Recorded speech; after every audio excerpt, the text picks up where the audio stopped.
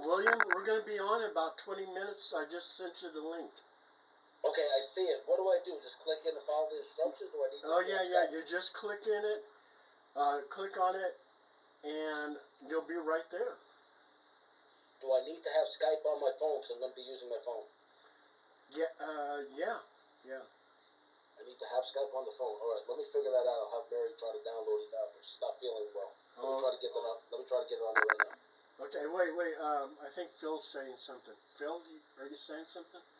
No, okay. I'm answering somebody else's. Oh, okay. Yeah.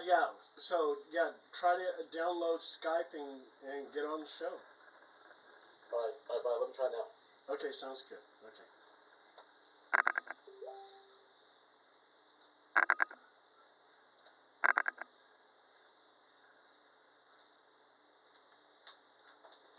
All right, I'm back. Well, if he gets on, he gets on. If you don't, he doesn't. So we'll see. First.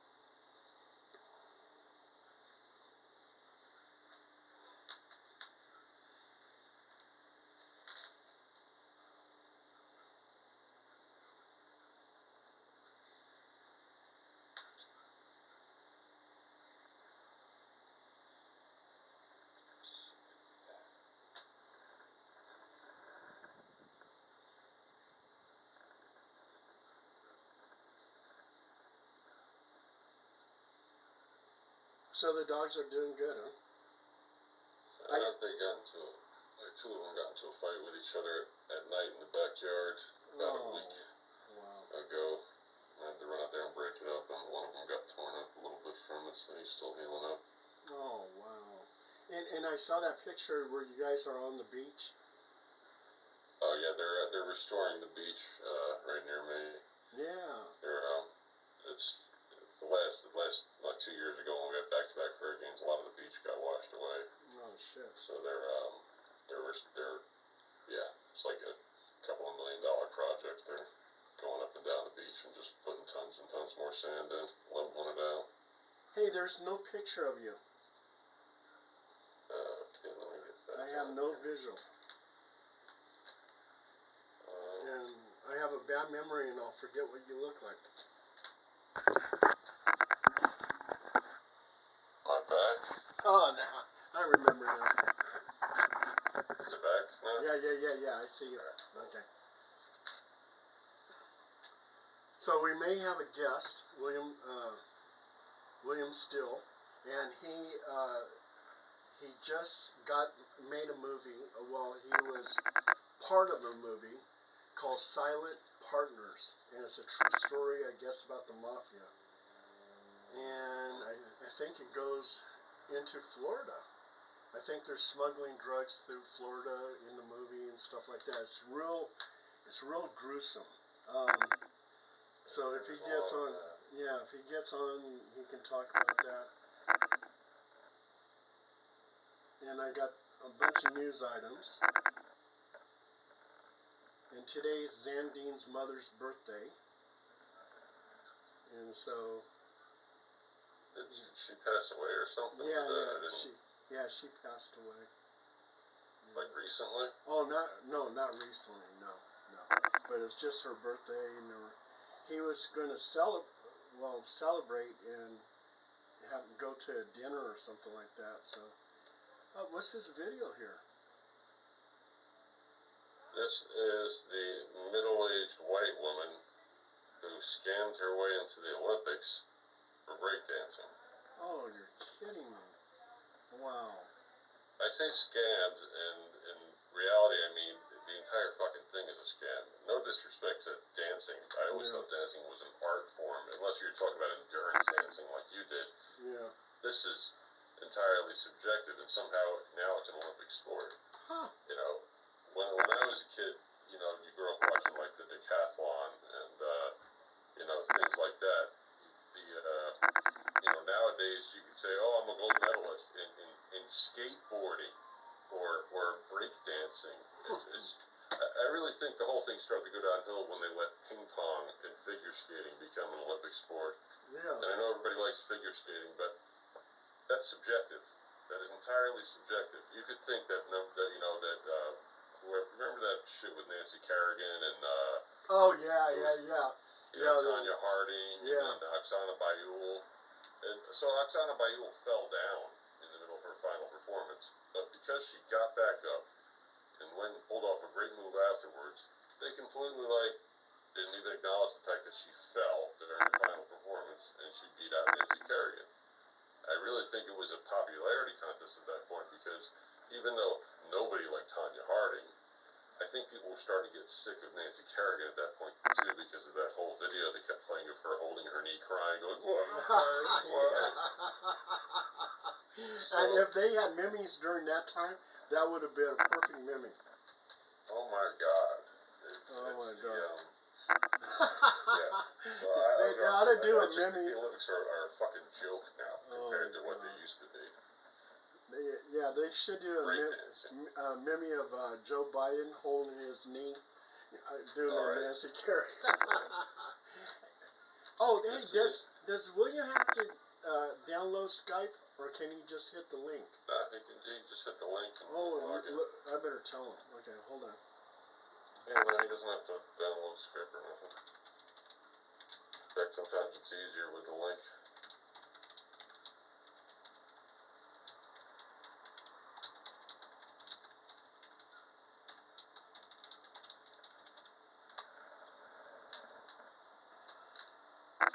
Okay, I just told him. William. I'm sorry. You know they're jumping all over young white girls for braiding their hair, right? Oh yeah. Well, they did that to Bo Derek. They did that to her. Yeah. Yeah. So they call that cultural appropriation. Yeah.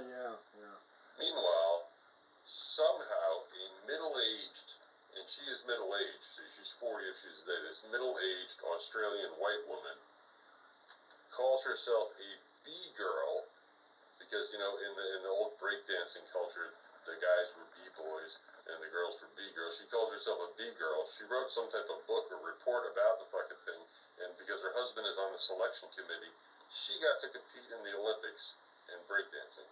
Oh, wow. And she looked ridiculous. Everybody's talking about it. Oh, God. It's like, if that isn't cultural appropriation, I don't know what is. Yeah, it's just getting ridiculous with all that crazy stuff, I was 11 years old when breakdancing hit, and we all did it. We all loved it. We all had our own little piece of cardboard. We tried to put little breakdancing crews together. I won a contest at some party when I was 11.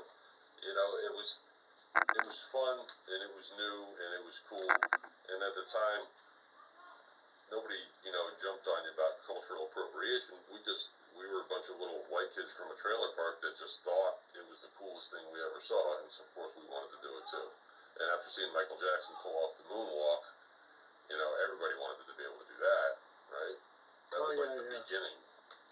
And I never breakdanced. It was a little bit after the disco craze, My parents were more disco dancers. I remember watching them practice in our house before they would go out at night. We had hardwood floors, and they would go into the living room with the record player going and do all the moves together, and then go out. And I mean, it was cool. We thought that was really cool too. I still think it's 10 times cooler than any of the shit nowadays. Yeah. But like breakdancing, I think I never thought it was. I mean, it was cool, but I always thought it was kind of a fad because if you go to a club, is anybody really going to start breakdancing? No. It's like, hold on, let me start spinning around on this filthy floor. Or wait a minute, I brought my own piece of cardboard with me. It just doesn't make it, Yeah, it doesn't. I thought it went the way of the rollerblade. Hey, here's a fun fact, and completely politically incorrect at the same time. Do you know why rollerblading was such a big fad and then it died and disappeared so quickly? Why? One joke. You ever hear the joke? No. The joke was, what is the hardest part about rollerblading? The punchline is telling your parents you're gay.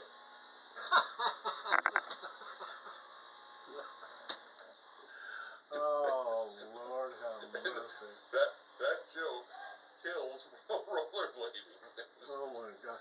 And I was an extra in Roller Boogie in Skate Town, USA.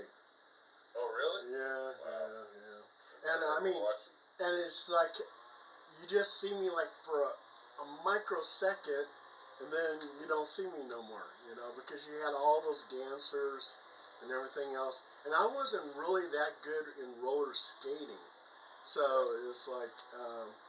Who was in Skate Town, USA? Who was in that? Who was the girl in that?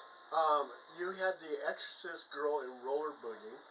That's right. Okay, Yeah. that's the one I'm thinking of. Now, Yeah. is there a scene where like they're running from somebody down skating down these hills? So there's some streets jumping over cars. Yeah, something like that. Yeah, It's starting to bring back some memories. I remember watching those movies as a kid. I mean, I think I watched the movie just once, and I didn't even really pay attention to it because it was just so dumb. I was like, here I am, part of this dumb movie. Yeah. Back in the day, there was only one TV in the house. It was in the living room, and whatever was on regular TV, you watched it. So if it was the Saturday or the Sunday afternoon movie, and you weren't outside playing, hence, that's probably how I saw most of those movies. I got my neighbor Gregory James and his father, and they have like some kind of OCD type thing, but they just bought a power saw, and I have all these bushes in front of my house, and he's out there right now trimming my bushes for free, and there's Can't beat that price. yeah, you can actually hear the power saw, I think. That's good if he can make you some like cool shapes like Edward Scissorhands did. He's just working hard out there. I have a date palm tree. He cut down all the limbs of that. All these bushes, he trimmed all the bushes. There's huge piles in front of my house for pickup tomorrow. Yeah. Free yard work. Free yard work. Yeah, amazing. And I'm taking care of a cat. This cat, I don't think it's feral because it allows me to pet her. I'm able to pick her up. I've been feeding her cat food, giving her some milk, some water, and she lives right in front of my doorstep. Poor thing. Somebody left her here. Yeah, someone left her here. Yeah, and I can't bring her in the house because the dogs go crazy. Oh, William just messaged me. Let's see what he said. Oh. Wait.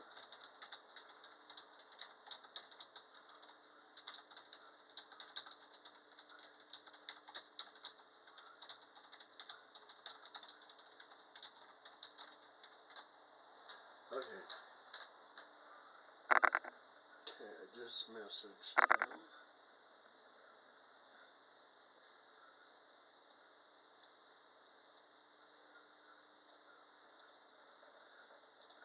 Make sure he has the link again.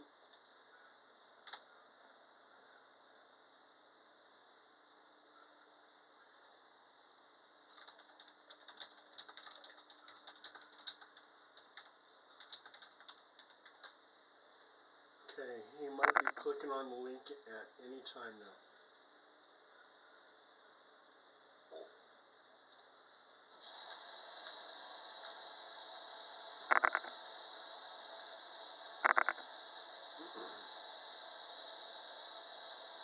Yeah, he's... Oh, is that you? No, that's Xandene. Hey, Xandene.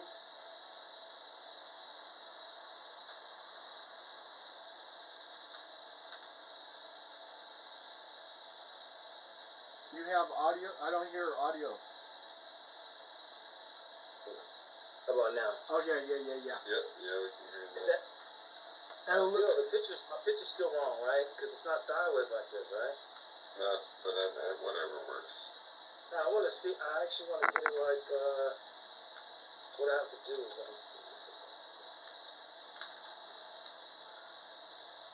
Xandene, it looks like we might have a guest.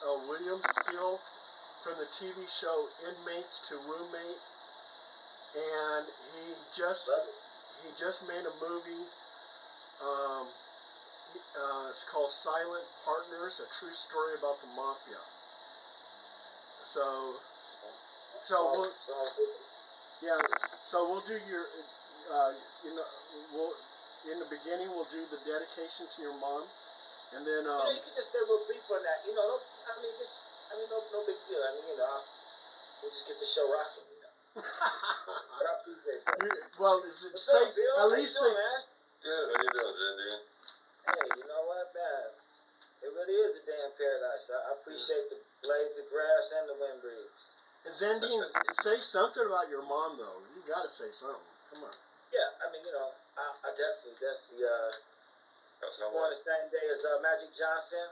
She liked basketball. She actually worked with Kamala for many years, and like before I knew who Kamala was, I just asked her what did she think of her. She said she's all right. Like my mother would, just straight up like she thought she was competent, but she wasn't like 100%.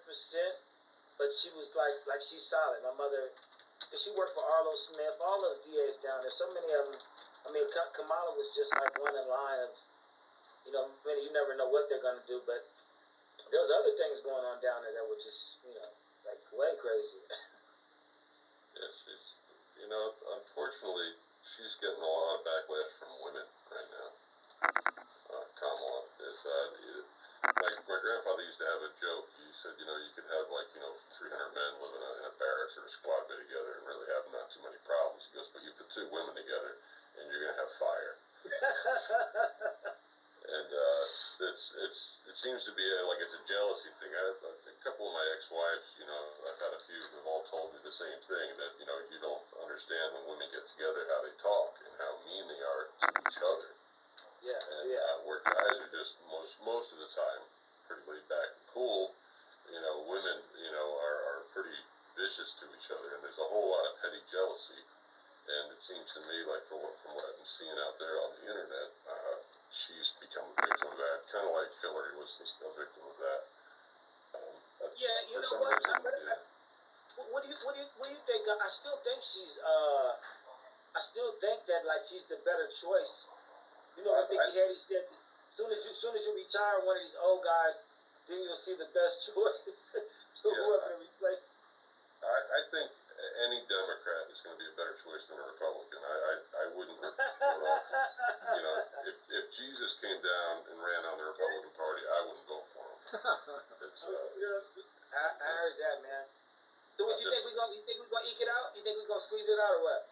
It's hard. Like I said, it's hard because, and I don't know. I'm no expert, but I'm going by what I'm seeing, mostly on the internet and in the news, and I see a lot of women and quite a few black women out there talking a whole bunch of shit about Kamala, saying she's not black. I've heard them accuse her of being Indian. They showed this picture of her with their family, and they're all wearing traditional Indian garb.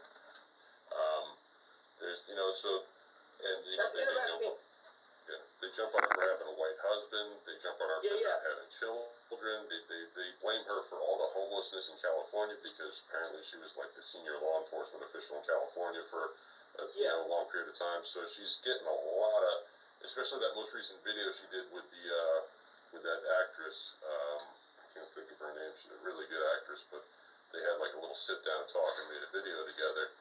And it seemed like she was kind of putting it on, like unfortunately you have to do, I guess, is to emphasize, your heritage.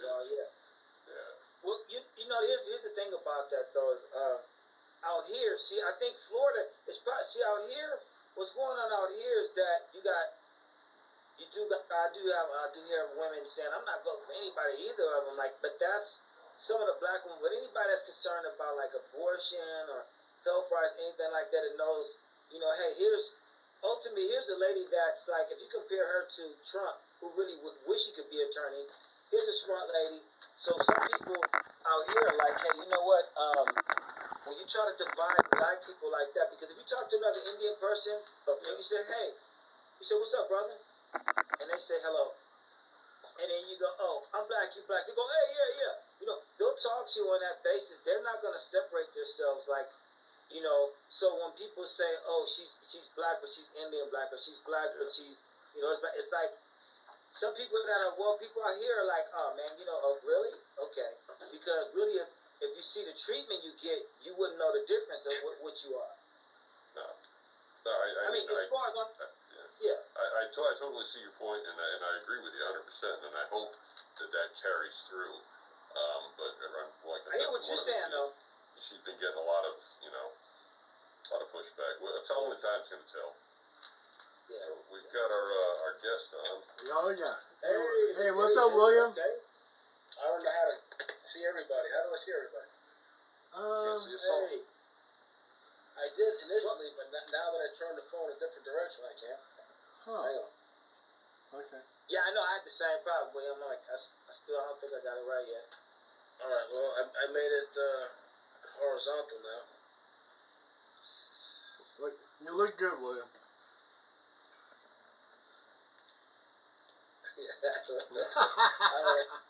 I don't know what the hell I'm doing. Can you see us? I just turned. Can you see us? William, don't worry, man. I just turned. I had 30 minutes to figure it out. William, can you 30 see minutes. us? Oh, I like your cat. Can you see us? I can't see you guys. Can you see me? Yeah, we can see you. Yeah. Tap at the bottom if you see an X through your camera or anything like that on the icons, if you see that. I have no icons on my screen. His video is enabled. Oh, I see everybody now. Oh, great. All right, woo. Tell me, Phil, tell me when you're starting to record and I'll get things rolling. We are recording now. Anytime you want, go for it, Paul. All right, fantastic. Well, we got a great show today for you guys. We got William Steele from Inmates to Roommates, and he just got while he was involved in a movie called Silent Partners, which is a true story about the mafia and all the dirty stuff that they did. So we'll get into that. Xandene's mother, very prestigious woman. It was her birthday today. Xandene, you want to tell a little bit about your mom? Yeah, rest in peace. It's her birthday today. I appreciate that, Bob. Actually, yeah, she worked for the SFPD for 40 years, and she was under Kamala, every other DA that came through there, but she was the one that would go in the street, in the projects. She could go around, you know, so she would tell me, like, who's who. So I used to ask her about Kamala, and she, you know, was like maybe 60-40 on her.